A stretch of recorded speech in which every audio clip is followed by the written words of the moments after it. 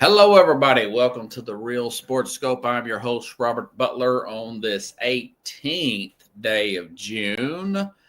Got a great finals here. Looks like it's going in the direction of the the OKC Thunder. Hey, listen, big story out of LA tonight.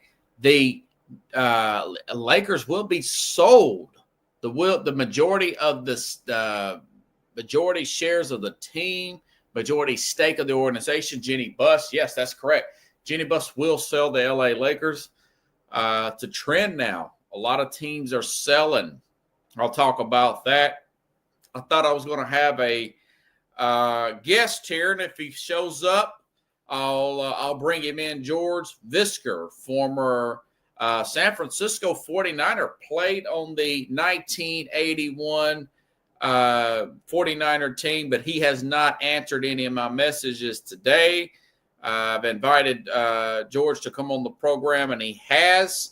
He's wanting to talk about his book called Facing the Giants, about his recovery from brain surgeries and whatnot. Hopefully I don't know what happened, but if he comes in at 30 minutes past the hour, we'll bring him in. If not, I've got other few things I wanted to cover here on the program. So stand by. We'll take our first and only break, not unless I've got to get George situated, but more than likely our first and only break. And I'll be back here shortly, and we will hit the ground running here on the Real Sports Scope. Hello, Sports Scope followers. The program has seen tremendous growth since going 5 days a week. I just wanted to thank everybody for your cash contributions and sharing the program with friends and families. Just a reminder, if you want to contribute to the program, go to the Cash App, the cash sign, and Sports Scope. There are other ways to contribute to the program listed at the bottom of the screen. If you want to advertise on the program, go to sports, that is sports with an S, another S, scope, SKOPE, at gmail.com, just like it's listed at the bottom of the screen. Thank you and enjoy the program. All righty then. It looks like we're back here live. And I want to say happy Wednesday to everybody. Got to talk about this. First. It's a big story. This is a historic organization. Listen, the Lakers, the Buss family's owned the Lakers, I want to say, since 1979, 1980-ish, going back to Dr. Buss with the Magic Group there. Remember the show, I've referenced it quite often, called Winning Time on HBO, talks about the building and construction of the Lakers organization with Dr. Buss, the Buss family. There was a woman portraying young lady at the time, Jeanie Buss, Dr. Buss's daughter, in that particular show with the Magic Johnson, Showtime Lakers. And, of course, they've owned them throughout the 80s, and, of course, with the Shaq and Kobe Lakers, and now up till today. Not too many people, that I even know of, not ESPN, not Fox, but me on this program, on the Real Sports Scope. I've mentioned time and time again, I felt like Jeanie Buss should sell the team. They've had 4 coaches in 4 years. It looks like LeBron's running the organization, not all the time, but at times. When you've got guys like JJ Redick getting hired, his podcast partner at one time or whatever, you're bringing in guys like that, bringing in players like Russell Westbrook on this team seemed like an all LeBron type of move there, bringing in Rich Paul and his group as agents. So Rob Pelinka, she hires Rob Pelinka, Kobe's former agent, although he's had some good moves, I have to say, for a former agent and a guy who has not a lot of background and actual general manager experience. They do have Luka on this team, per se.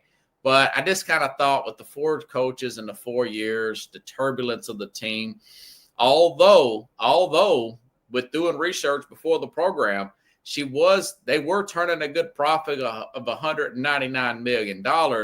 You just get a sense that Jenny Buss senses her luck is going to run out, that the NBA is probably maxed out. And I looked this up too with these new contracts here, with these new TV contracts and whatnot.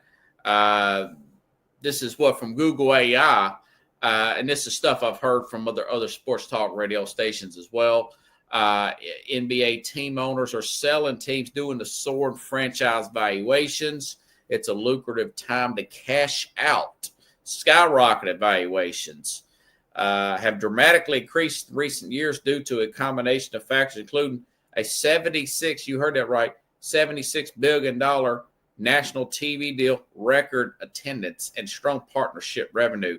It's turning more into a global sport, although nationally the ratings have been down as of recently. I thought that this is probably the peak here. And you want to say, well, who is this guy that bought the team? It's a slick investor, is what I want to say. This guy's name is Mark Walter. His group, and he's only worth about $6 billion. The Lakers are valued at $10 billion. The reports are, now they're early, this could change. Her majority stake in this organization sold for $7.1 billion. This is a big day in sports here. They're one of the big, anything bigger than this would be the Dallas Cowboys. They're the most expensive evaluation, according to Forbes magazine, in all of sports in the world, not just the country.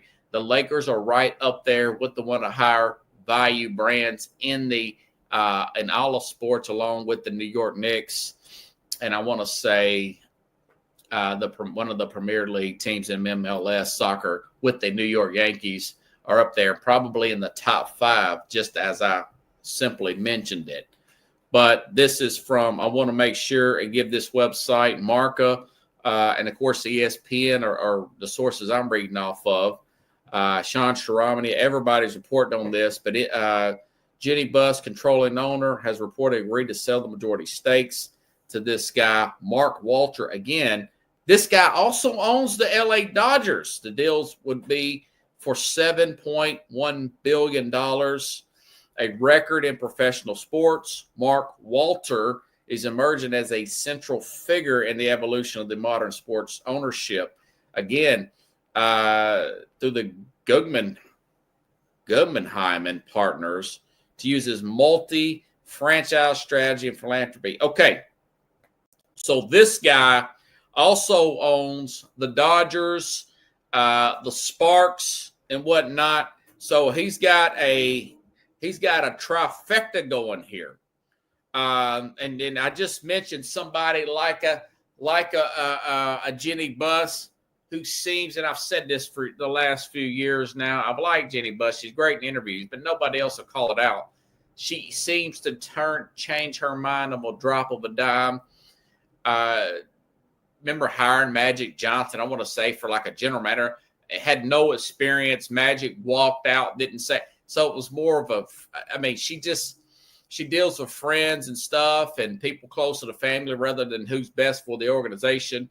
And she's lucked out and not really lost a lot of money. They're one of the highest profited organizations out there in the NBA at $199 million in 2023. Of course, we haven't got the 24 numbers in because we're still in the 24 season. But you just get a sense that this guy's, if you're a Lakers fan, you got Luka, maybe they could do something with LeBron. They need to move off LeBron right now. To me personally, I would try to find a way, build around Luka. If the dude can come into shape, which I think he will, if he don't come into shape now, he's never going to be in shape. But this guy, Mark Walter, I think he's going to run it more like a business. I think he's going to lean more into analytics. This person, writer off the X app here, Noah Camaras said Walter bought the the Dodgers back in 2012 with a group of investors. This guy's not even purchasing it out of his own pocket. So it tells me he's slick and he knows what he's doing. Back in 2012, they've had 12 of 12 postseason appearances every single year, 11 NL titles, 4 World Series appearances, 2 World Series wins, 1 last year, and they got the most exciting guy in baseball, one of the greatest players in baseball history, and a team-friendly deal, and Shohei Ohtani, the best two-way player that we've seen probably in our lifetime, maybe since Babe Ruth, maybe better than Babe Ruth, who knows? So now, is he biting off more than he can chew? I don't know. I don't think so. I think this is good for the Laker fan base. It may be bad for people like LeBron, who's wanting to call the shots and whatnot. It may be bad for them, but I think this is going to be a very good thing. And again, unlike many of the other sports guys, that's why I'm going to be the best. I'm having a little hard time now. I had some financial issues and hadn't been able to do this program 5 nights a week, and it shows I'm a little rusty here and there. But I said I thought she should sell the team. She's selling the team. What else does this mean? I read that other thing about, got that off the Google AI, about the $76 billion TV deal coming in. I want to say it's like 10, 12 years or something. You've got the NBA TV rights and whatnot scattered throughout streaming with Amazon and who else? Oh, God, NBC, ABC. It's really spread out this year. Michael Jordan's going to be a part of the league. But listen, this has been a big thing. Mark Cuban sold back in December of 23. And before that, Michael Jordan sold the Charlotte Hornets. So I get a sense, and that this is just me, that these teams are worth a lot of money. There are some teams that are making money. A lot of teams are losing money. Even though they're making money, they're spending a lot of money. They're spending a lot of money on contracts and whatnot. I don't know, tax issues, not really selling out. They're making good money, but they're also spending a lot of money. Not a lot of – I remember Jay-Z a few years ago said he sold back his share of the New Jersey Nets because he wasn't making any money, you know? So I think that a lot of people are just cashing out. I mean, they're looking at this and they're saying this might not be this good because the ratings are down locally, but it is doing well globally. And I actually like the product, contrary to what others may say. Of what it's looking like now. I like what the finals look like. We've had some bad playoff series, but I want to say the second round was really good when you had Denver go 7 games with OKC. But this looks like probably a good move. I know it's a little bit of a shocker for Laker fans. Most fans, the ones that are looking at this from not an emotional or a nostalgia standpoint, are saying this is a good deal. This is good. This guy runs a tight ship. He's successful with the Dodgers. Maybe he can be successful with the Lakers, which are probably still the biggest brand in town, although the Dodgers are creeping up on them since they've been playing well. So interesting take there with this team. Now, as far as the actual finals are concerned, when I came on this program, what was it, Thursday, right? Yeah, last week.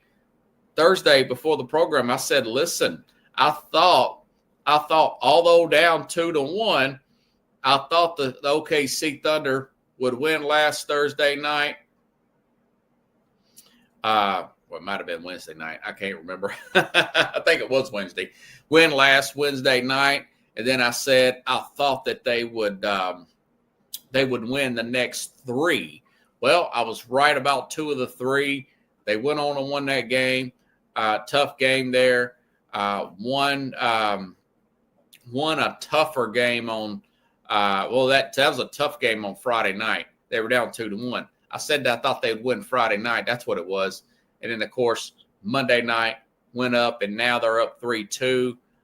Now Halliburton, I think he's got like a strained calf. They're saying that widely reported, including Rick Carlisle, they're preparing to play him without the guy.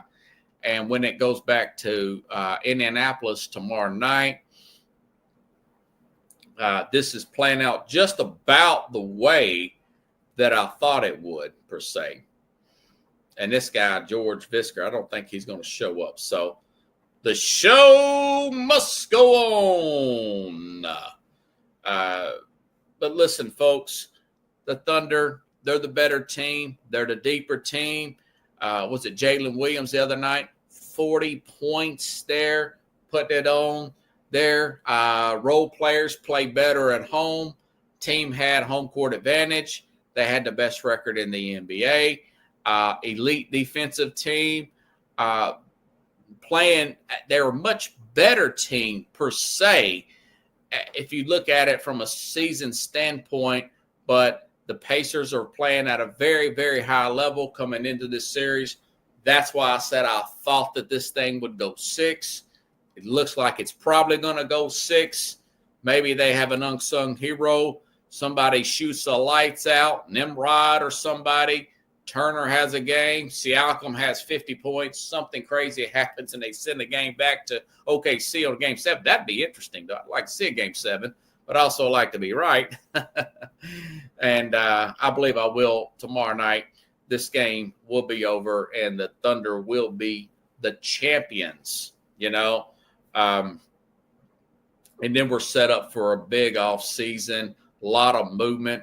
I've been reading that there possibly may be some movement there with the Jaylen Brown, with the Giannis, but it's all rumors right now. Durant is going to get moved. We don't know where, for what price, but I'm telling you right now, I'm not giving a whole lot of draft capital for a guy that's 37 years old. I'm sorry, not a Kevin Durant who was hurt all the time. There's no bleeping way. And then still got to extend him 2 years to pay him $100 million more. So we'll see how that thing plays out. But it looks like, as far as championship-wise, looks like I'm going to be spot on here. Hate that about Halliburton. Still think that their window's there. I know they're probably, them being in the Pacers, probably going to lose Turner, but we'll see how that works out. Still have plenty of time to discuss that one. Okay. Man, there's so much to get to. I got thrown off here. I don't know what happened. I'll cut this guy some slack. I'm supposed to have guests, George Visker, come on 25 minutes past the hour. Former 49er, played defensive tackle on the team that won the Super Bowl during a year with Montana when Dwight Clark made the miraculous reception there. But he says he's had brain injuries and whatnot. Wrote a book called Facing the Giants, going to come out in July on Amazon. But he says he has forgetful problems, and I think he forgot that he had an interview today. Sent him a message this morning. I'll cut the guy some slack here for not being able to make this interview, but that's okay. There's a lot I wanted to talk about. You all know that I'm constantly harping on and complaining about the fact that there's just too much of a drought. We're coming up at the end of the NBA season, folks, where we're a good 8 weeks away, 7-8 weeks, good 7-8 weeks away from college football. Then, of course, the NFL starts the very next week, the week after Labor Day weekend. But you got the NBA draft coming up here in a couple of weeks. But look at it from this perspective. The NBA season is probably going to be over tomorrow, 19th, which is Juneteenth there.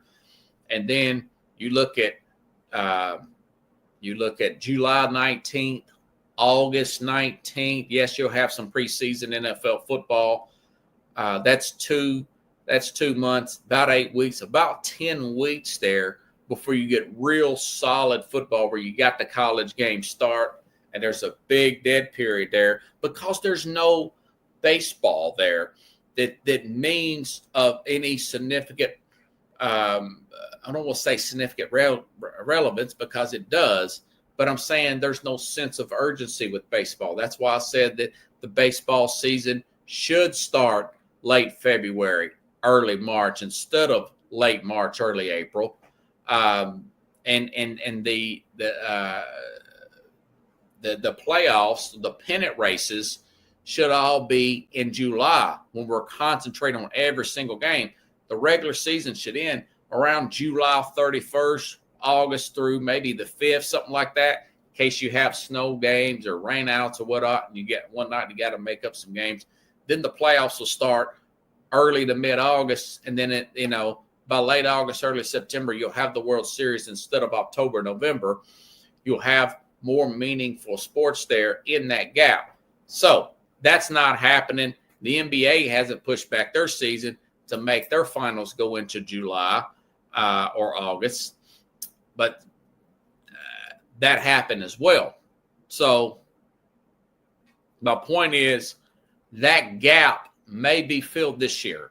This Caitlin Clark stuff, first game back against New York on Saturday. She comes back from a quad injury of her own, and she comes out like gangbusters, hitting 7 3-pointers. Now, this was against the New York team that was undefeated, that beat them earlier this season. I want to say it was the game where she got injured, if I'm not mistaken.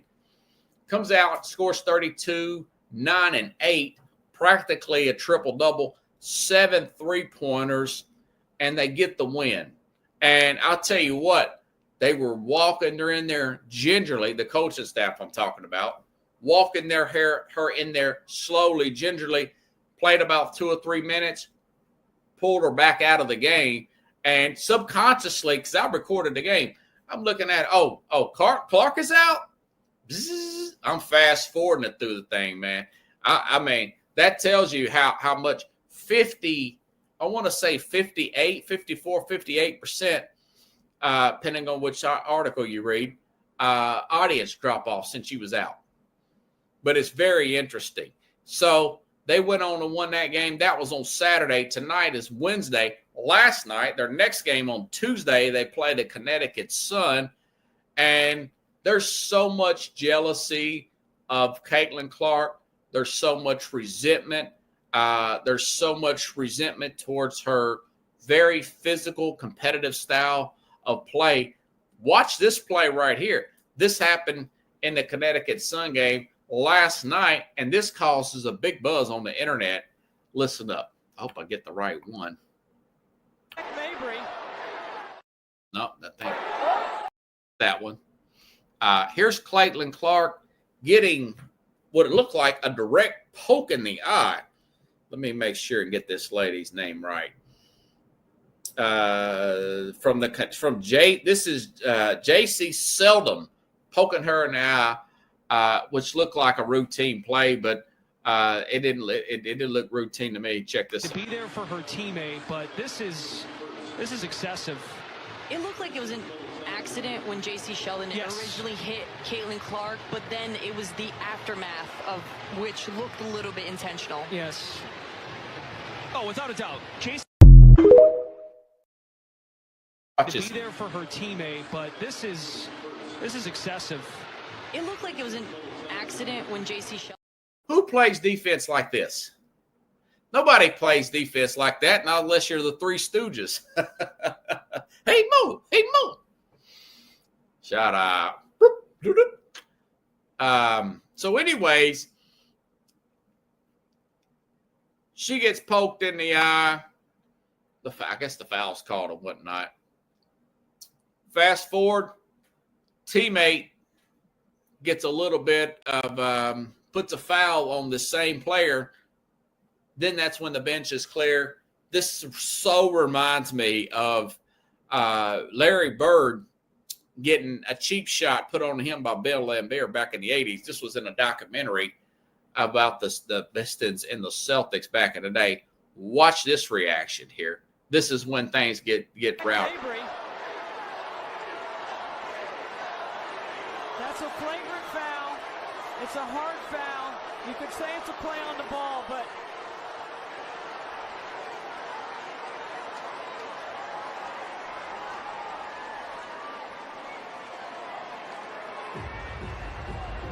no question, the will get upgraded. Yeah, no question. 2 arms above the shoulders. And again, intent is not part of this rule. Cunningham. It's the security that are getting in to break it up, not the officials. That's Andy Arnold down there, who does a terrific job on the facility side. Trying to break up the action. And that looked like, for some of you older audiences, Robert Parrish getting revenge, which is the big man back in the day for the Celtics, getting revenge for Larry Bird against big man for the Pistons, Bill Laimbeer. Now, of course, that wouldn't. That stuff's interesting. That caused a big buzz on the internet last night. I've been telling you all that the ratings for this thing is 2.1 to 2.5 million. This is higher ratings than some NBA regular season games because the NBA is going against the NFL, and it's not good. Now, the playoffs are much more, 7-8 million, which is still way down for the finals. But very interesting stuff there.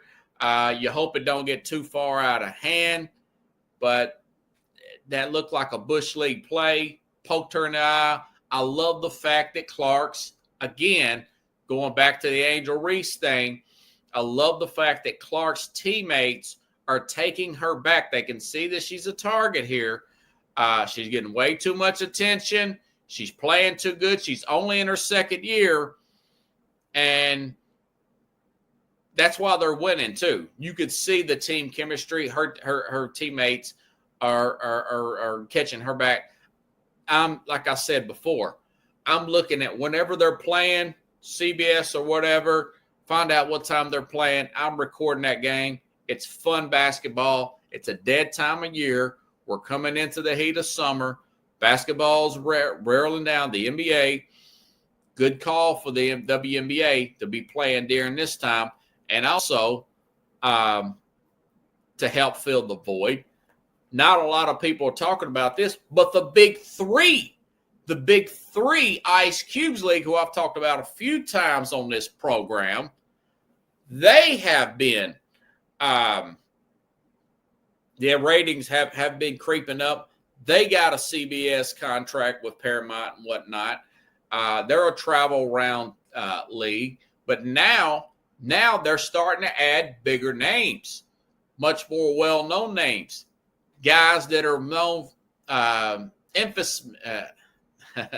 famous and infamous, I guess. Guys like Lance Stevenson have come in. Big names like Dwight Howard has started playing. Made his debut in the Big Three on Saturday, and Lance Stevenson and Howard got into it. This was also trending Saturday afternoon. Not that one.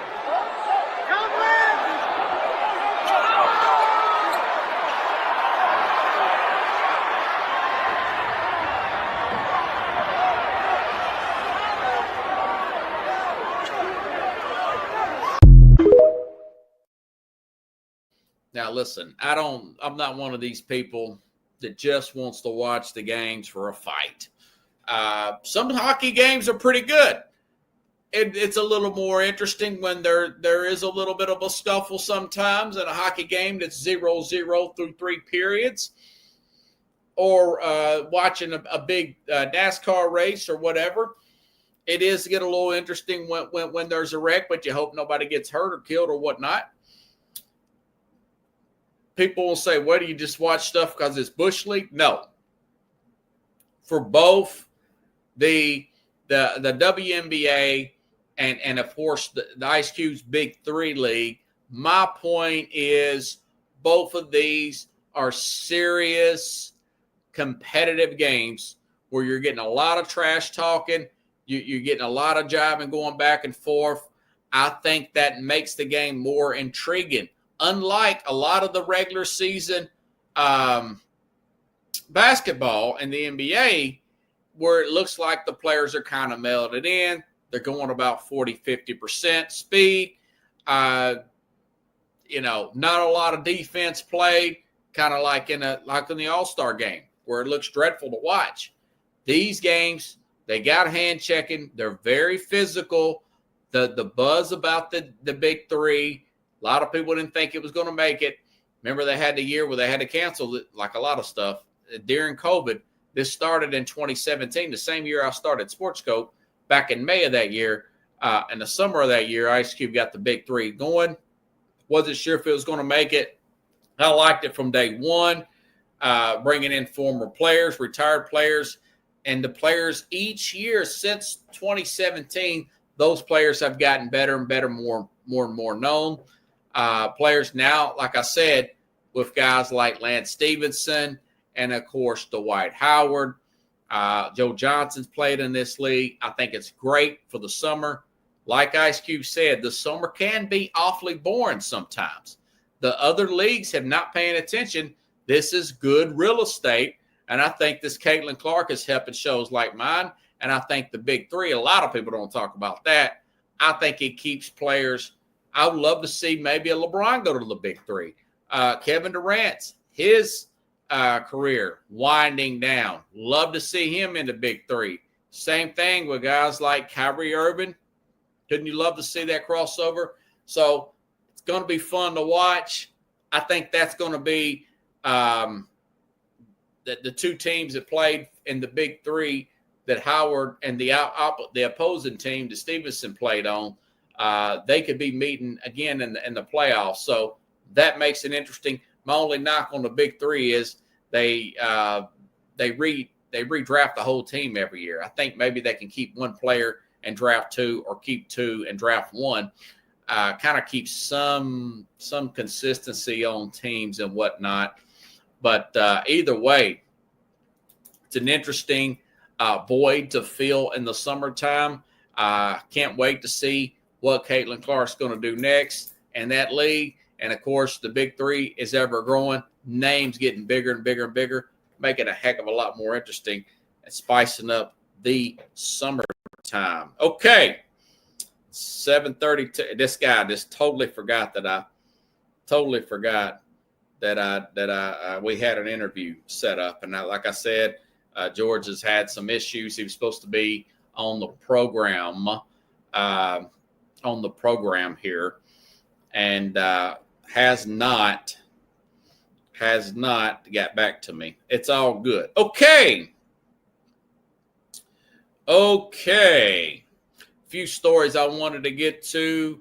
I know I put that story about the Colts owner. I may have to get to that one tomorrow, folks. I was looking at that.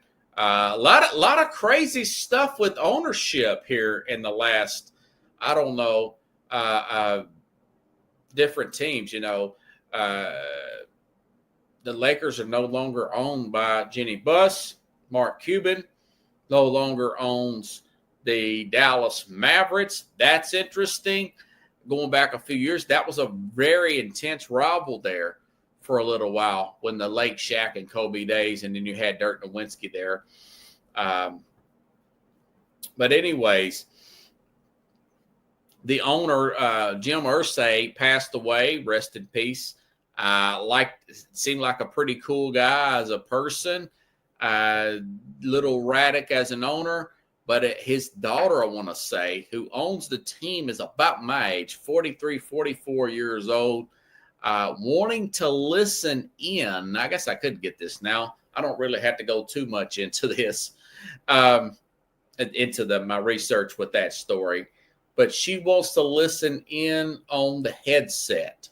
I wanted to get a picture of her and put it up here, but I thought to myself, I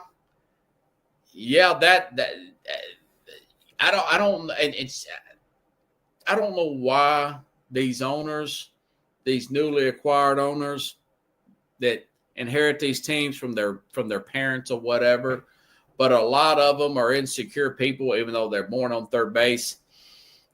Doesn't really have to work for nothing, but they still like to see their names online. They like to see their name in the paper for whatever reason back in the day when it was a paper. And I don't know why that she has a feel the need to want to listen. She said she want to hear and make sure that not there being BS on the play calls. So you got to wonder, if you ask this lady, this young woman that owns that owns the Colts. You got a pretty good coach there in Shane Steichen. Ballard's a pretty good general manager. I think they missed on Anthony. Oh, there's George right there. He did show. He did hear me. Okay. Wasn't sure if my man got my message there, but apparently he did, and he is here. Let me go ahead and bring in the former 49er folks who has got a book coming out, I want to say in July, if I'm not mistaken here, coming out in July called Facing the Giants here. So let's bring up my man here, but I got to get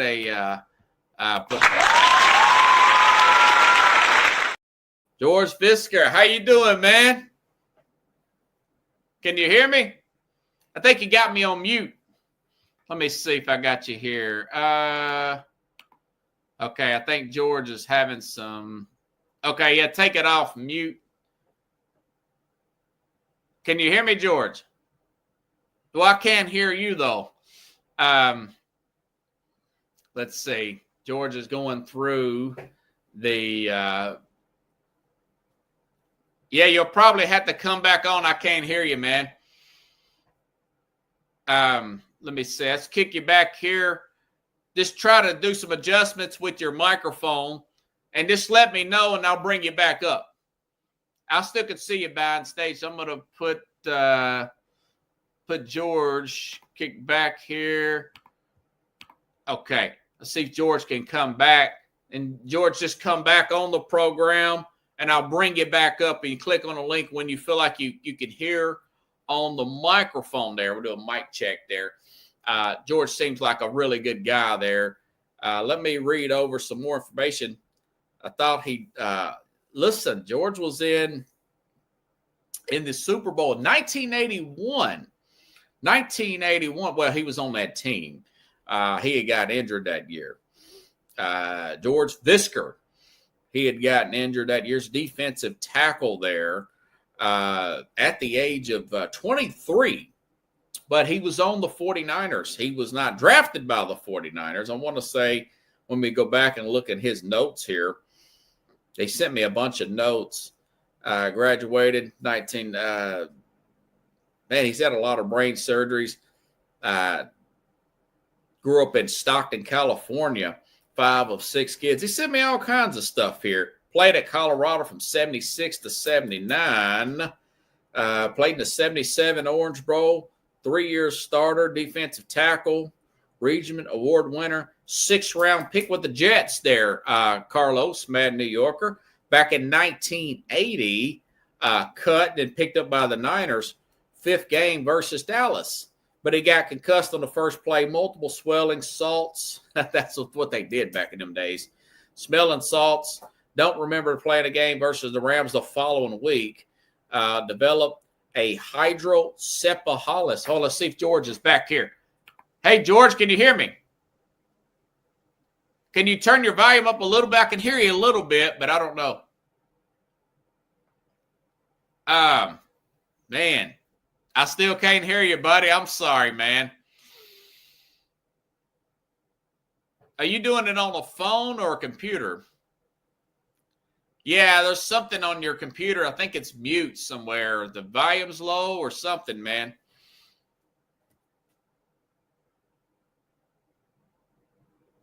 Let's see. Yeah, just keep messing with it, and I'll keep you on here. I was just going over your resume here, trying to see if there's anything I can do for his. No, it says you're not muted. And my camera's turned up and everybody can hear me. Yeah, I don't know if you want to try to come back again. Log out, buddy. Well, you look good, man. From everything you're telling me and all this stuff, you look pretty good. It looks like, George has been through hell and high water.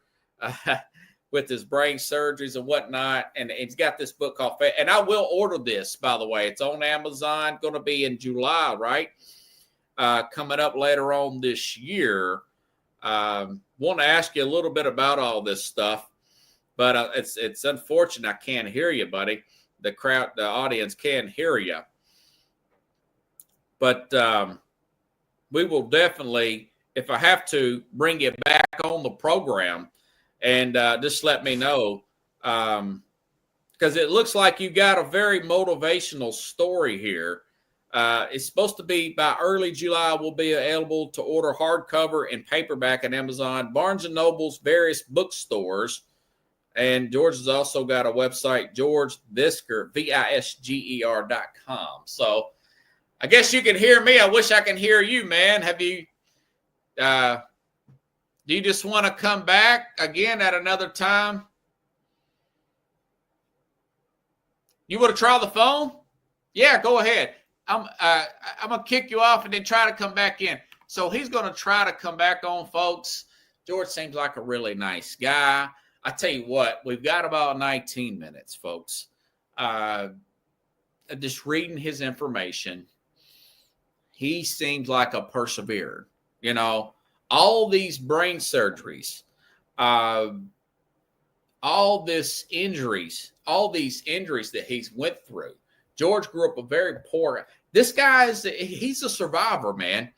And you know, you guys know how I like to talk about these motivational stories. I ask him if this is spirituality that got him through all this stuff.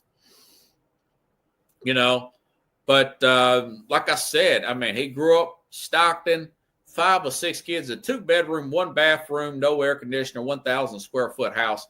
Very similar. Let's see if he can hear me now. Hey, George. I can hear you. Can you hear me? Oh, that's great, man. All righty, here we go. Man, you look good. You look good. I was just telling the audience, I'm glad you can hear me. You've kind of been through hell and hot water in your life. It's been a crazy ride, to put it lightly. Yeah, but hey, man, I gave your introduction already. I wanted to ask you, what's the reason for writing this book? Well, it's a crazy story because it didn't start out as a book. I live for 40-something years. I live in these write in the rain notebooks, right? I mean, all day long, I have to write down literally what I do, who I speak to. Every day of my life, they're in these things, okay? And then when I finish one, I'll write on the cover, like what day it goes to, what day, and then each day highlights, right? And so I got so sick of every time I saw a doctor, you know, I'd filling out the forms, and it's like, okay, I had my first concussion when I was 13 years old, knocked unconscious in Pop Warner, you know, this surgery, that surgery, you know, I've got 15, 16 surgeries. So then one day I decided, you know, I'm just going to write down everything and have because you couldn't remember all this stuff, George. Oh, I mean, no. And so I just thought I'll pre-write it. Yeah. And every time I see a doctor, they can just staple it to the back of my intake form, right? Okay. So I started writing stuff down. I was like, oh yeah, my first you know, concussion, 3rd year Pop Warner. We won the championship and played in the Gold Nugget Bowl. And then as all my injuries, I started putting things around them. And all of a sudden I had like 25 pages. I go, gosh, that's the beginning of a book. So it just kept going. Yeah. And literally years ago, I had 510 pages that I sent to publishers, and they said, what a story, but it's way too long, you know? And so I had to really chop and whittle. And then, of course, my case hadn't settled yet either. They said there's no ending to it. So once we settled it, then I worked with Susan December of Silver Script Productions, an awesome producer, publisher. And we've got the book dialed in. It starts off with my upbringing in Stockton, California. Yeah. You know, 5 to 6 kids, 2-bedroom, one upbringing. That's hard. Is that why did you want to play football? Where did your motivation come from? Well, I'm the 5th to 6 kids, and there's 2 older brothers and 2 older sisters. Both my older brothers went on and played college ball. Okay. And in the Visger household, being tough was like, so growing up, my oldest brother's 10 years older than me, and he took upon himself to make me tough, right? Yeah. We laugh about it to this day. Yeah. How he would slap me around. I'm going, Gomez, you had like 10 years on me. Come on, man. You know, he goes, I know. then my other brother Mel was 4 years older, and we used to box and just, everything was competitive. Yeah. And as a little kid, I was always very focused and driven to be the best. I always wanted to be the best in everything, whether it was in reading, third grade class. I wanted to be the first one to finish the problems, and with my brothers, it was very competitive. And so as I grew up, I wanted to be better than them. I loved them. My older brother played in the Junior Rose Bowl with Sacramento State University back in the late 60s. And my other brother Mel was just a beast. He wanted to play college ball. I wanted to be better than them. Man, you guys must have ran across O.J. Simpson, didn't you, at some point? Well, O.J. played at the Niners. His last year was the year before I got there. He was 79. Yeah. I was thinking maybe in the college years, being up from Stockton area. You know what? Never played against him. Your brothers never did either? No. Okay. No. Yeah. Yeah. I was just finishing rewatching that documentary on O.J. Simpson. It's great, man. That Made in America. Yeah, what a story, huh? Man. So you mentioned something. So let's go back to when you first got hurt. You get drafted out of Colorado. You go to the NFL, which is also – that's a great feat in its own. You were actually drafted. You went to the Jets. You get cut. You picked up by the 49ers. You said in this message here, you got a concussion, but you do not remember anything the next day that you actually played. Tell us about that. What happened there? So, I was drafted by the Jets. My big goal, I wanted to go in the first round. And back then there were 12 rounds. So I went in the 6th round and it just made it. I went to the Jets and I was competing against I was defensive end. I was competing against Joe Klecko, who's now in the Hall of Fame. Oh, yeah. Mark Gastineau, who ended up setting sack records that next year. Marty Lyons was their first round pick the year ahead of me. They had some stud linemen, It's pretty deep there, wasn't it? And so anyway, I got cut into preseason, and the Niners picked me up about the 5th game of the season. This Dallas, yeah. And back then, I had no idea that once the season started, it was just every week they're cutting guys and bringing new guys in. Yeah. I figured the final cut day meant final cut day, right? And so they traded Baltimore for a veteran defensive tackle. He played 2 weeks. They cut him, bring me in. And it was a short week, if I remember correctly. We were playing on like a Saturday. And so the way it works in the NFL is you play games on Sunday. Mondays are a light workout, get treatments, there's meetings, and Tuesdays are the days off. Well, Tuesdays are the days they bring guys in to work out. So when you come to practice on Wednesday, we made like 26 roster changes my rookie year after the final cut day. Man. So every week there's 1 or 2 guys gone. You're looking around going, man, where's Paul and Mike? Some new guys here. So it was always hanging over your head. A lot of movement in it. Yeah. So they cut this guy, bring me in. It's a short week. So I just have Wednesday, Thursday to practice. Friday we fly to Dallas. And they give me a real skinny playbook. Just learn the basics. Yeah. And I was pumped because I started one preseason game when I was at the Jets against the Steelers, and then got cut. So this is my first real game, right? You had to be hyped, man. Preseasons don't count; those aren't real games. Yeah. So I'm in early first quarter. I'm playing defensive tackle. It's a goal line. Dallas is I don't know what yard they're on. Anyway, very first play I'm in, I got get ear hold on a Dallas tight end trap. Don't remember that game. Don't remember playing the Rams the following week. Man. A week and a half or so they're later. giving you smelling salts. Well, yeah. So a week and a half later, the trainers and doctors are laughingly telling me I went through 15 or 20 smelling salts during the Dallas game.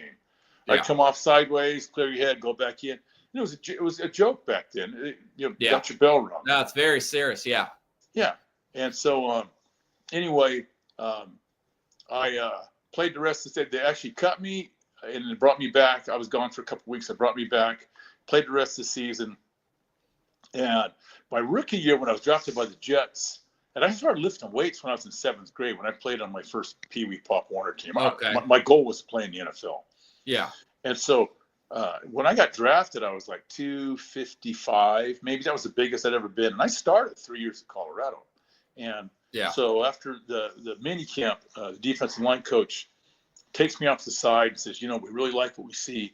If you can put on 20 or 25 pounds of muscle before camp starts, there's a place for you here, son. And I'm looking at him going, it took me 4 years of college to put on 20 pounds of muscle. He kind of gives me his little winks like, you know what to do, boy. Oh, man, you have to do something illegal, Yeah, and it wasn't illegal then. I mean, I don't even know how they push you to do it, so and I'm not proud of it, but I got on the roids for like 6 weeks and I came back to camp at 275, put on 20 pounds. I was benching 460. I was already benching about 440 before. I was in good shape, Yeah. And now you'd be an end at 255, wouldn't you? Yeah. And edge rusher. Right. And then, and I didn't lose any speed. Not that I was blazing, but I ran a 4.9, which was decent. And in the preseason, they still cut me.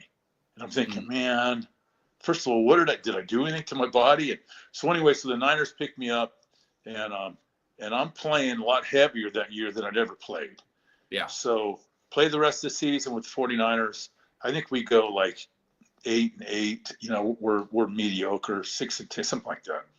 So in the off season, I dropped about 16 pounds. I got down to like 259. Didn't lose any speed, any strength. Up my speed. I was in the greatest shape of my life. And I come back to camp because we were really hurting for pass rush my rookie year. And our pass defense was horrendous. And so that year was the year we drafted Ronnie Lott, Eric Wright, and Carlton Williamson. So we had 3 rookie DBs starting. They were ballers. Which is unheard of. And they kicked butt. And then we brought in Fred Dean. When I had my first brain surgery, they ended up signing Fred Dean from San Diego. Yeah. And that was kind of like the missing piece. All of a sudden, we had this hellacious defense. And the offense could always put points on the board. Right. And did you think Montana was special then? Just by watching him in practice? No, I'll tell you why. Because, first of all, I never liked quarterbacks. You couldn't hit them in practice anyway. Even my own, they had little red jerseys. You couldn't touch them in practice. I mean, they put little tutus on them, and everyone else could get this. Everyone could get the snot knocked out of them. But heaven forbid if you breathe on the quarterback. Yeah. So, I mean, Bill Solomon, quarterback at Colorado. I love Bill to this day. I still love. I love you, Bill. One of the best. But you know what? So I don't know. I never really paid much attention to him. And I know, like my rookie year when I came in '80, Steve DeBerg was still starting. This was Montana's second season. Yeah. And then late in my rookie year in '80, they put Montana in, started him the last few games of the season, and then they got rid of DeBerg in the offseason. So '81 was the first full season Montana started. And we go 14-2, went to playoffs, take the Super Bowl. I mean, his first year starting. So he was something special. Absolutely. Don't get me wrong. So you were injured at that point during the playoffs when they played the Dallas in the immaculate or the catch game.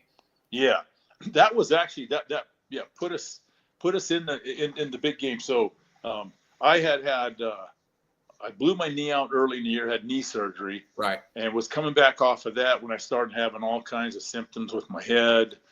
Balls of light in front of each eyeball, pounding headaches every night, projectile vomiting. I'd lose my hearing when I had these headaches. So I go see the team docs, these guys were clowns. Yeah. And they tell me it's high blood pressure. So I'm on high blood pressure pills for 2.5 weeks when my brain's hemorrhaging. Man. And finally, the last night I have focal point paralysis. My arm curls up with my fist up underneath my chin. Yeah. I'm losing my hearing, my eyesight. My head's pounding. I'm rooming with 2 guys in the team, Terry Totolo and Scott Stouch. Okay. And we had played Chicago that day, and I hadn't played because I was on injury reserve with my knee surgery. And And they kept checking on me all night, man. Just let's take you to the hospital. Yeah, you know, I'm good. It's high blood pressure. I'm eating these high blood pressure pills. And 2 minutes later, they're rolling around the bottom of the bowl, you know, puking. And so finally, about 4:30 in the morning, I don't know what time it was, man, I'm laying there. I'm losing my eyesight. I'm losing my hearing. My head's ready to explode. And then my arm does this it's known as focal point paralysis. I found it afterwards. It curls up under my chin, and I grab my arm. I'm laying in bed thinking, man, that's a weird cramp. But when I grabbed this arm, I couldn't feel it. Yeah. And so I pulled it out, and whenever I'd let go, it would just curl back up and do one of these. So now I'm laying in bed. I'm praying. I'm thinking, okay, God, I'm dying. Don't let me die like this. So I'm thinking, okay, if Terry or Scott comes in to check on me, I'll let him take me to the hospital. But I'm not going to be a pussy and go wake him up. I mean, you know, that's the mentality. That's that mentality, ain't it? Yeah. And so I finally pass out. I don't know what time it was, you know, 5 or whatever. And so the days after games, you know, we go in the locker room, I don't know, 8 o'clock or whatever, you know. And so I get up in the morning. I could move my hand, but I could barely lift a cup of coffee. Yeah. And so we go in, and all the injured players, you get treatment on your injuries. Anyone that got dinged in the game gets treatment. The docs are in the locker room. You know, there's a couple light meetings, break a sweat, and you're out of there. And now I'm pissed because I know these freaking idiot doctors, you know, they're telling me it's high blood pressure. And I mean, I'm 22 years old. I know it's not high blood pressure. So I wait till Dr. Bailing, our orthopedic surgeon, whose nickname was Dr. D for Dr. Doom. And this was before 3 of my teammates from that season successfully won malpractice suits against him. This is before he ever even lost a suit. Yeah. He already had a reputation for just. Yeah, I'm curious of when you actually found out that was a concussion. Well, they never told me it was a concussion. This day, they never told me. You know. Yeah. Oh yeah, you have amnesia for a week and a half. You don't remember playing the following week. I mean. Yeah. So. Anyway, I go on. I wait till he saw everybody that got dinged during the game. He had a little office in the locker room, and I walk in. He looks at me. He says, "What now?" And I says, "You SOB." I said, "Don't tell me it's high blood pressure. My arm went paralyzed last night." And he rolls his eyes. He tells me to sit on the table. He grabs a little retinoscope, those little flashlights to look in your eye with, you know. And this is how my book starts. This is the first sentence. Okay. He looks in my eye, and here's the first sentence. "Oh my God, your brain's hemorrhaging." I jump off the table, ready to kill him. He's going, no, wait. And I'm going off on him. Yeah. He starts scrambling. He grabs a phone. He's calling a couple numbers. He scribbles a number on a piece of paper, hands it to me. And this is where my story turns into a comedy. He hands me a piece of paper. He says, "Here, go home, lay down, and drive yourself down to Stanford Hospital and see this neurologist this afternoon." Dang. So my first thought was, oh man, it must be one of those mild brain hemorrhages where he would have called an ambulance. No, so God. I look back on it now. Yeah. It was giving them time to regroup and go, okay, we screwed up on Visger. So I go back to my apartment that I share with Terry Totolo and Scott Stouch. And both of those guys, they cut while I'm in intensive care with my brain surgery. Okay. They disappeared. Yeah. The only ones on the team to know what was going on. So I go back, lay down, and my symptoms would be I'd wake up in the morning with a pounding headache. It would get worse and worse. And by the afternoon, I'd start puking my guts out. And I told the docs, when I puke, I said, I could hit the bowl from like 20 yards away and chip porcelain. Well, that's known as projectile vomiting. That's a classic sign of intracranial pressure. Okay. Yeah. So I go back, lay down. That afternoon, I drive through Bay Area traffic to Stanford Hospital to see this neurologist. He takes one look at me. They want to do a CT brain scan. Yeah.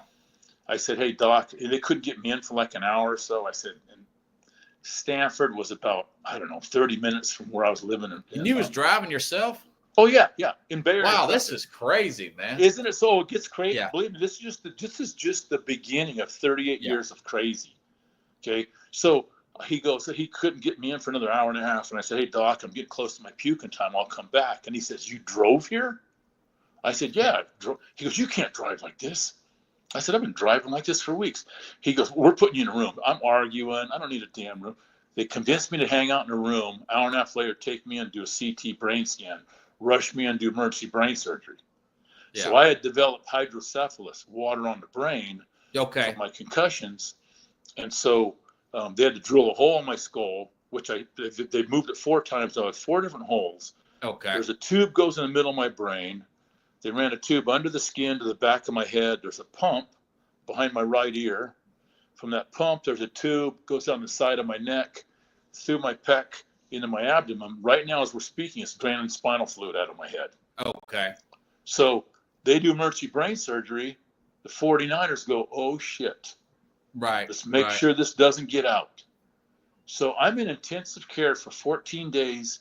0 people from the facility come to see me, not even my position coach. Yeah. One day a woman comes in, hey, like we're friends. Hi, George. Hey, going on and on. Bill bought you this. And I go, Bill who? She goes, oh, Bill Walsh. And this is what she says. She goes, she passed my arm. She goes, Bill Walsh, do you remember him? Remember him, your coach? I said, yeah, I remember him.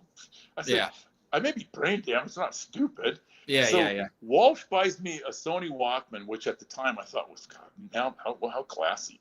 Well, he did it because he didn't have the balls to come in and see me at the neurosurgery ward at Stanford because people would ask questions. Yeah. So the only other people from the facility that come to see me were my 2 roommates, Terry Totolo, who I found living under an underpass in 2011 after a 9-year NFL career. You can Google Visitor Totolo Channel 13 News and see this heartbreaking story. Okay. And then Scott Stouch was a rookie running back so those guys were coming in to see me saying, well, Walsh got up in front of the team and said you had a spinal test done. You're in Stockton recuperating at your parents' house. Because I grew up in Stockton, California, which is only about 2 hours from San Francisco. Yeah. And I'm laying there going, well, what is, even my position coach never came to see me. Yeah, I should have been his guy, Yeah. And so while I'm laying in intensive care, the Niners, the team doctors and the trainers are calling me, telling me, hey, Visk, we're looking to having a special main helmet to protect your shunt. You can keep playing. Yeah. I'm all in. I mean, that's the player's mentality. Hey, cut my legs off. I'm still playing. Right. So by the time I get out 2 weeks later, I come back to the facility. I go back to Stockton for like a week to get back on my feet. And I come back, and everyone's like, what the hell happened to you, Visk? We thought they cut you. I said, no, I didn't cut me. I had brain surgery. So all of a sudden, things aren't, they're treating me weird. And I'm thinking it's just in my head. Now, of course, in my head now, I've got a bunch of tubes and pumps too, so that may have screwed things up. Wow. So I'm thinking they're covering up something, but it's like, what? So we're in the weight room one day. Now the season's progressing and we're rolling. They don't want anything rocking the boat. Man, we're winning. And it's late in the season, and I'm just like, man, I just feel like I would feel better if the story got out. And then so we're in the weight room working out one day, and 3 business couples came through touring the facilities, 3 husband and wife. And John McVay, our general manager, introduced them to players, Okay. This is Keith Von Horst, one of our, offensive tackles. This is Joe Montana, our quarterback. You said John McVay. Is that Sean McVay's uncle or grandfather, wasn't it? I believe it is, yeah. Yeah. And so he goes, this is George Visker, one of our veteran defensive linemen. He's on injury reserve. He had 2 knee operations. And this woman looks me in the eye. She goes, 2? How'd you have 2? And I said, no, ma'am, I had knee surgery and I had brain surgery. McVay looks me right in the eye with a look like, shut your mouth or you're out of here. He says, no brain surgery. You had 2 knee operations. And now I know I'm not like getting paranoid. So you later sold you sued the organization and the NFL per se?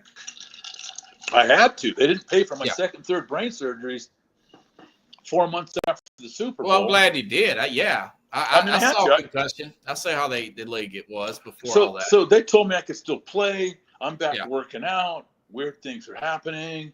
I'm like, man, I don't know what they're not telling me, but something's, Then I started ending up in jail. I'd never been arrested in my life. I get arrested 3 times between my first brain surgery, September of 81, and my third brain surgery, May of 82. 8 months, I get arrested 3 times. For what? I'd go out and have a couple beers like we Yeah. did every night. And the next thing I know, it's 4, 5, 6, 7 hours later. I'm standing in jail, not passed out. And you don't know what happened. I have no idea how I even got there. Yeah. And what had happened was we had my new doc tested me right after that. My brother told him what was going on. And I drank 2 beers, and they did an EEG electrodes on my brain. And I was fine after 2 beers. Just from those 2 beers, though, man, I was having brain seizures, just electrical short circuiting. You know, my waves were all over, and they said, you can never drink. And I quit drinking in 82, and I've never had a problem. Man. And so I'm getting arrested, all this crazy. Then when I go see the docs after my third arrest, my neurosurgeon at Stanford, again, this is just 4 months after the Super Bowl. And I'm still on the team. I'm supposedly still playing. And I told him, hey, man, something's happened. Oh, not for my surgery. I said, well, you know, I've been drinking since I was young. And he says, and so he goes, I told him, I said, I'm leaving for Mexico tomorrow to go fishing with my brother, Mel, and his wife. We were going to rent a little cabin on the beach and go fishing for a few days. They do a brain scan. He says, you look fine. Go ahead and leave the country. I said, what about drinking? No problem. We fly down to Cabo. Oh, man. That night, I have 1 margarita at dinner. I start getting pounding headaches. I told Mel and Nancy, I'm going to head back to the room. We were just sharing the room. Yeah. I go back to the room. Last thing I remember is I'm puking. My guts out. My eyesight's going again. My head's exploding. And they come in 2 or 3 hours later. I'm going into a coma. I'm wandering around the room, eyes dilated, can't speak. And I was big back then too. I was like Lenny in Of Mice and Men. My brother used to tell me. Okay. I'm stumbling around. So Mel, they call, and my sister-in-law was a pharmacist. They call in a doc. They don't even know what the hell he gives me. Yeah. Now my brother Mel is calling my brother Bob in Sacramento. Bob's calling an orthopedic surgeon friend of his, Dr. Agee. Agee's calling a neurosurgeon friend of his in Sacramento. The neurosurgeon, Dr. Cobb, is telling Dr. Agee, your friend is dying. Do not let him operate. His shunt is out. Do not let him operate in Mexico. Get him home. Bob calls Mel. You got to get him home. How'd they get you home in that state? Well, get this. So for the next 18 months of my life, everything I'm telling you is all secondhand. I have zero memory of the next 16, 18 months of my life. Zero. Now, how many brain surgeries did you have? I got to wrap it up here in a few minutes, but this is an interesting story. I had 9 in 12 years. You had 9 in 12 years. Yep. And how did you keep from falling into a state of depression? The pit? Drugs and alcohol. You know, how did you beat all that? I was raised, with a very strong faith in God. Yeah. And I mean, I knew He had a plan for me. Amen. He gives crosses to those who can bear them. I was in some very, very dark times for many, many years. But I knew if I stayed on the path, things would work out. And, we just kept crunching. We won on my work comp case in 86. I had creditors on me for years. I was the first NFL player to ever win a work comp case. Okay. They offered me $35,000. I told them to shove it. I said, I want my past medical left open. I want my past medical paid. I want my future medical left open. And I can no longer function as an employee of the NFL. I don't call myself a player. I was an employee. I said, you're obliged by law to retrain me in a field of work. It's called vocational rehab. Yeah. So I went back to school. Now I'm in Sacramento State to finish my biology degree that I had studied 4 years for at Colorado. Yeah. 4 more semesters of chemistry, 2 of physics, 2 of pre-calc left. In one 10-month period, I have 5 more emergency brain surgeries, several grand mal seizures while I'm taking those courses. Took me 5 more years. I was 32 years old when I graduated. Okay. Started work as a wildlife biologist. That shunt went out in 93. Had my 9th brain surgery. Then it just started legal battles from 2014 till 19 when I settled my case. We had to beat the Travelers, the 40 work comp carrier, in 5 work comp hearings 8 work comp appeals, and 3 times it took me clear to the California Court of Appeals to keep me from getting into treatments. Wow. I fought physically, emotionally. You teach biology now? What do you do now? I did I actually taught high school biology, chemistry, environmental studies, and English language learners algebra for a couple, 2 or 3 years. And then I went back to wildlife biologist, and then I had an environmental consulting firm for many years. And now, since about 2011, I have a brain injury consulting business called the Visger Group. Okay. And so I speak all over the country on brain injury recovery, non-pharmaceutical treatments. I was on 4 different dementia. In 2010, they had me on 4 different dementia meds, anti-seizure pills, sleeping pills. I couldn't find my way home from work. I was a mess. I got into hyperbaric. You're a survivor, man. Dang. I got into hyperbaric oxygen treatments, high dose through Dr. Barry Sears. I started taking high dose omega-3 fish oil, 16 to 18 grams a day. Okay. Natural antioxidants like cranberry juices. After my 160th hyperbaric treatment, my neurocog memories had improved 14.3%. Now I was in my late 50s, and I quit all my dementia meds. So you think you got CTE? You know what? Even Dr. Omala, who's on my advisory panel and a close friend of mine, says, you have it. And I said, you know what? I'm sure I do, but I'm not going down that rabbit hole. I'm fighting and you know what? I'm better now than I was 30 years ago. We sound good. I am better now than I was 30 You're still in years. shape. You're still lifting weights and stuff, I can tell. Just got back from the gym a little bit ago. I'm down to I was 275 playing. I'm like 209 now. Yeah. I boned out a bear I shot the other day and made a big bear stew for Did dinner you really? tonight. Oh, yeah. I do. You live out in Colorado? We're in Idaho now. Oh, that's right, Idaho. Yeah. I saw it. So I'll do 7, 8, 9 a day backpack deer hunts in the middle of nowhere, and I stay in shape for my hunts and stuff, and it's good for your mind. Yeah, they should make a movie about your life. It's interesting, George. It's pretty crazy. I mean, just I'll finishing the biology book, degree. by the way. Yeah, it's all in there. There's just a ton in there. It's a pretty wild story, but it's a good story too, because it was the David versus Goliath, and we stood toe to toe with those bastards, and we kicked them in the teeth, and they paid their bills like they should have. Yeah. And they ended up. I love it. I know it's bad. You don't follow it no more, do you? Nah. But I follow my Buffs. Been back a couple games in the last few. I've always stayed close. I have about 8 my old Colorado Buffalo teammates from the 70s. You like Dion? You know what? When they first hired him, I'm like, how is this going to work? I tell you what, and he invited a bunch of the alumni out for a game his first year. There was 200 something of us, and we had 33 guys from my Orange Bowl team. Oh, nice. My team is incredibly tight. Yeah. And man, we're looking around going, you know what? He's the real deal. Yeah. Disciplined, focused, no screwing around, man. These kids are there to get an education, to play ball. I tell you what, he does a hell of a job, man. And he's been sick too. Hopefully he'll be okay. Yeah. But no, I went in thinking, wow, how's this going to work? No, he's the real deal. That's good to hear. That's 100% good to hear. Behind him. Yep. So it's called Facing the Giants. When do you think this will be out? You're saying July-ish? It's going to be out into this month. Okay. They're doing the final. It's called Facing Giants, my 38-year battle. So the 3 giants I had to face were hydrocephalus, the $19 billion NFL, and the $26.3 billion Travelers.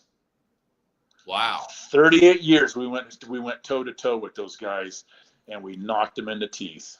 That's good to hear. It's good to hear the everyday person win, Just, what, and I was a nobody in the NFL. I was a little blue-collar kid, just, scratching to make a team.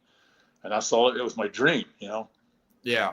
And the fact that you went back to school, though, and got your degree and got to teach, and you didn't feel sorry for yourself, you didn't commit suicide. A lot of people would going through all these surgeries.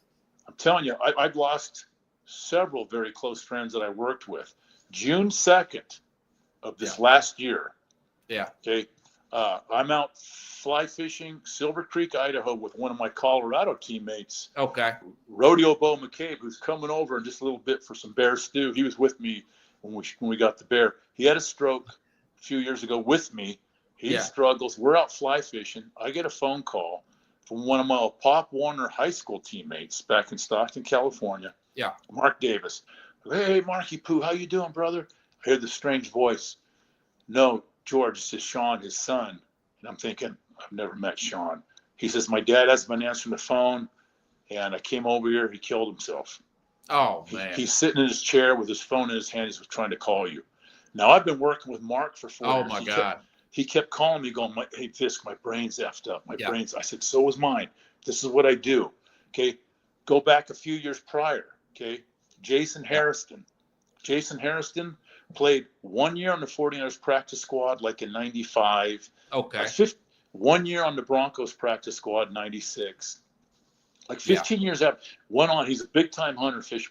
Went on and found a Sitka gear, built that into a multi-million-dollar business, sold it, then founded Kuyu, out hunting, top-of-the-line hunting stuff, right? Yeah. And several years ago, and we hunted together, and several years ago, out of the blue, he called me and told me he took a shotgun to bed with him the night before. Man. And I turned around, I drove down, I met him at the hyperbaric clinic in Sacramento, introduced him to my buddy Mike Greenholm, my brother, I call him, who treated me. I said, you're not going down that rabbit hole. And I got really busy with legal battles, and I'm living at Center for Neuroskills about 2 or 3 years later. And one of my nephews called and said, Uncle George. Yeah. Jason took a shotgun to bed with him last night and blew his brains out. Yeah. Well, think about Junior Seau, you know? Junior, now Terry Totola, my roommate in the Niners. That was Junior's cousin. Okay. Check and see what Terry was like when I found him living under an underpass in 2011. This game destroys your mind. Yeah. You know? Yeah. Do you think they'll ever fix it? I mean, I know they got new helmets now, and they've changed the kickoff rule. If you go to when they hired Dr. Rich Ellenbogen like in 2010 as the new brain injury guy, and I didn't know who in the hell he was. All I know is if he was with the NFL, he was my enemy. So I posted a message to him on Dave Pear's blog. Pear was an All-Pro defensive tackle with the Raiders, and he got chewed up and thrown around. And so I post this letter, dear Dr. Ellenbogen, I pray you're not another paid whore, but NFL owners, blah blah blah blah. I hope you do the right thing. So anyway, he calls me. Yeah, and we go back and forth, not fun at first, and then we end up building up a great relationship. And then later on, he came to me his first year while he was the head of their mild traumatic brain injury group. Okay. And he asked me for suggestions to reduce brain injuries in football. I sent him 5 pages, and Sports Digest got a hold of my recommendations in maybe 2010. And there's an article you can Google, the Visger Rules Sports Digest, and you can go through all these recommendations I gave, and every year 1 or 2 more they're implementing. And, nice. So you are making a difference. You know, I said shorten up the kickoff. I mean, there's a whole bunch of things I put in there. Yeah. You know, one of my recommendations was start all linemen in a 2-point stance. So you're not leading with your head. It's all pass blocking and position blocking, you know? Yeah. I had a lot of stuff in there that makes sense. That makes a lot of sense, doing a 2-point versus a 3-point. But my last suggestion to him, and I said, here's a suggestion. I said, which I know you'll never do. You want to reduce brain injury in football, get rid of helmets. Yeah. They teach you every play, you lead with your face, you stick your face in the numbers, you know, you use your brain as a weapon to hit people. Yeah. And I don't know why. What about leather helmets? Well, back to leather helmets, George. You know, so now they have all these fancy dancy helmets, but the bottom line is it's all physics. You have guys that are 290 pounds running 4.6 40s. Yeah, big time. The kinetic energy they generate is ungodly. And so you have that brain moving at 4.6 40, and when you hit, the helmet may stop. That brain, it's encased in fluid. It sloshes around, and it bounces off the front of the skull. The back is called counter coup injuries. Yeah. So when it's sloshing, your neurons are stretching, And that's why, and those neurons get inflamed and they start dying off early. And that's why NFL players have a 4 times higher rate of Lou Gehrig's disease, a 3.5 times higher rate of Parkinson's disease. We have a 3 times higher rate of early onset dementia, which I've been diagnosed with. Okay. I could go on and on and on. Really? You got early dementia now? I was diagnosed with dementia in 2010. I was told to turn in my driver's license, file for disability, and get my finances in order. And I was running I had a small environmental consulting business. I had 3 young kids. I said, what are you telling me? The doc says, well, George, you'll never get any better. And I said, really? I went down to Dr. Amon's clinic for a 3-day neurocog evaluation. Okay. So this isn't just me talking. I was in my late 50s, so I have baseline data. Amon recommended hyperbaric oxygen treatments. I went back, and I was living in we were homeless. I lost my home. I ended up sleeping in the hyperbaric clinic for 2.5 years. Yeah. My kids and wife moved in with her mom. It was a nightmare. And so after every 40 hyperbaric, and then I connect with Dr. Barry Sears, another one of my angels. Out of the blue, this guy hears about me. He has MedWell Health. He starts shipping me gallons of his top of the line purified omega-3 fish oils. Okay. Which are great for ameliorating inflammation in the brain, repairing neurons. So I started doing like 16 to 18 grams a day of fish oil. I was doing hyperbaric oxygen treatments. After every 40 hyperbarics, I would go back down to Amon's clinic and undergo a 7-hour neurocog evaluation. After my 160th hyperbaric treatment, and I'm pushing 60 years old at the time, my neurocog memory scores improved 14.3%, and I'd quit all the damn dementia meds they had me on. Wow. And to this day, I take one tiny little dose of a Boost Bar. I mean, that's it. That was 15 years ago. Yep, exactly. That's a miracle in its own right there. It is. And I do natural antioxidants. I keep in shape. I do memory games. I work my brain like a muscle. I pray, I meditate. Yeah. We eat healthy. And I tell you what, man, I'm 67 years old now. Yeah. They girls my dad's age. Yeah. In 2010, they told me to pack it in. Yeah. A lot of people don't make it too long after that dementia. No. I'm going to kick its ass like we did the Travelers in the NFL. Yeah. Hey, that's great. George, how do you say your last name? Visker? Visker. Visker. Okay. Yeah, it's not something like a Z. It's Visker. Okay. You know what? I'll send you a copy of this. I'll edit this probably between today and tomorrow, just of our interview there, George. And I appreciate you making it, man. Hey, I'm glad I was able to make it on. I didn't want to leave you hanging. Oh, that's all right. That's okay. I know you told me you had all those surgeries and stuff. And something may have happened, man. Well, thanks for having me on. I appreciate it. Yeah, I'll try to bring you back on.